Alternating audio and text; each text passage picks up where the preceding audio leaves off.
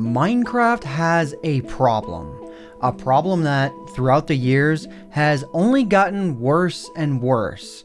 Playing older versions. If you play Minecraft Bedrock Edition, there's almost nothing you can do about it, especially if your platform of choice is not a PC. If you do have a PC and still want to play older versions of the game, Minecraft Java Edition is clearly the better choice. There are hundreds of older versions that, with a few clicks of the mouse, can be enabled and played at any time. At least, that's what it looks like on the surface. The reality of the situation is that many of these versions, within the vanilla Minecraft launcher anyways, have become more and more defunct as time has gone on. From black screens to game crashes, world-saving issues, no in-game audio, no skin servers, the list goes on and on. I'm not saying that Mojang should actively support versions that are more than a decade old though. That would be silly.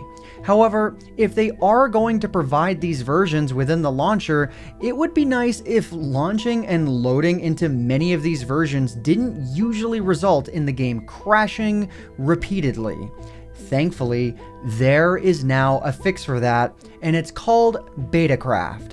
BetaCraft is an entirely separate third-party launcher that fixes all of those problems for just about every single pre-classic, classic, in-dev, inf-dev, alpha, and beta release of the game, and even just a few more beyond that. BetaCraft also adds quite a few useful features, like the ability to make a server on any old version and have it just show up on their server list, which by itself has one-click join functionality. There's also player skin support, sound support, multiple instances, and more. For anybody even remotely interested in properly experiencing older versions of the game, especially if you like to do so regularly, like I'm doing for this video, BetaCraft is a game changer. So let's go ahead and let's check it out.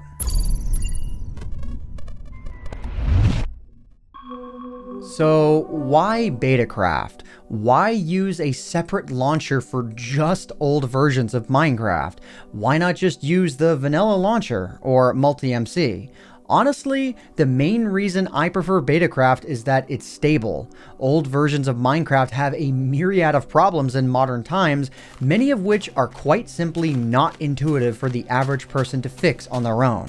I don't know about you, but I would rather not have to know exactly which Java version to use for any given old version.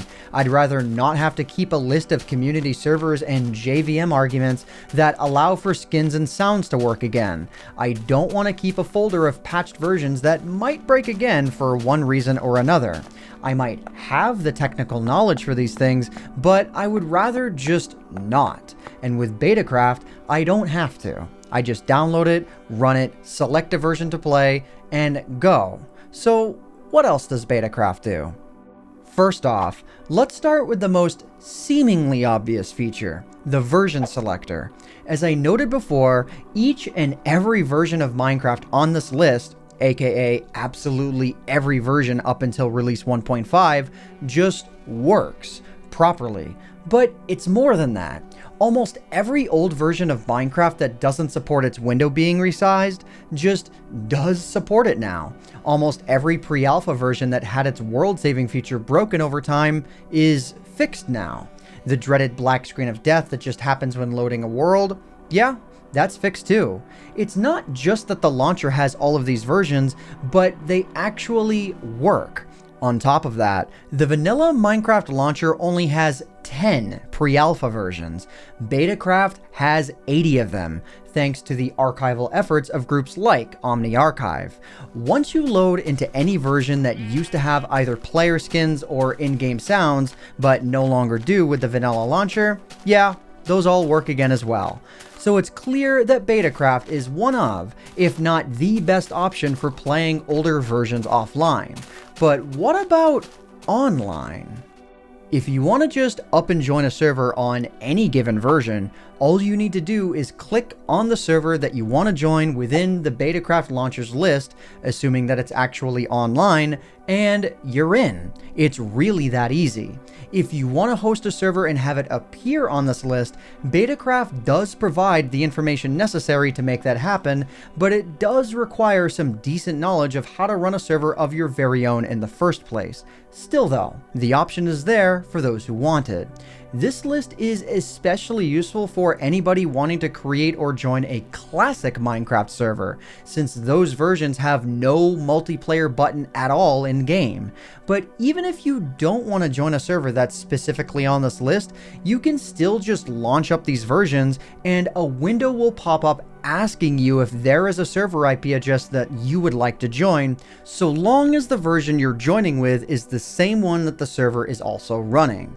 While I know that the vast majority of you out there won't be bothering with creating your own server, I wanted to include this information either way for those of you who are interested.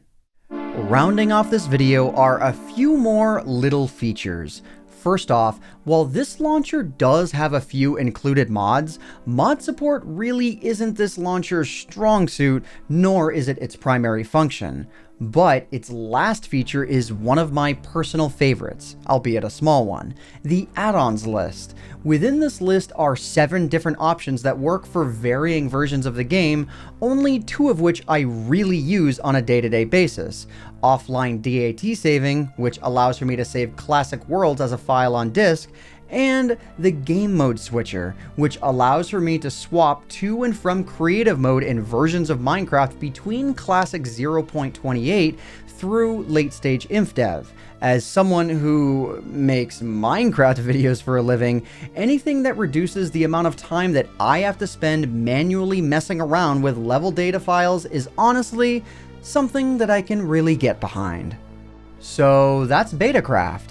I realize that this video might be a bit different from what you're used to, but whenever something like this comes along and completely changes the way that I personally interact with and experience Minecraft, I like to ensure that I get the word out to as many people as possible.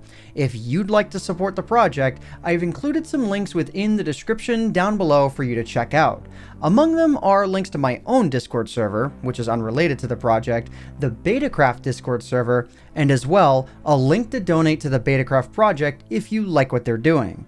I really enjoy when the truly hardworking people within this community can properly benefit from the exposure that I bring them. So if you're interested, check them out. So yeah, that just about does it for me for now. I hope you all enjoyed, subscribe if you did, and thanks for watching.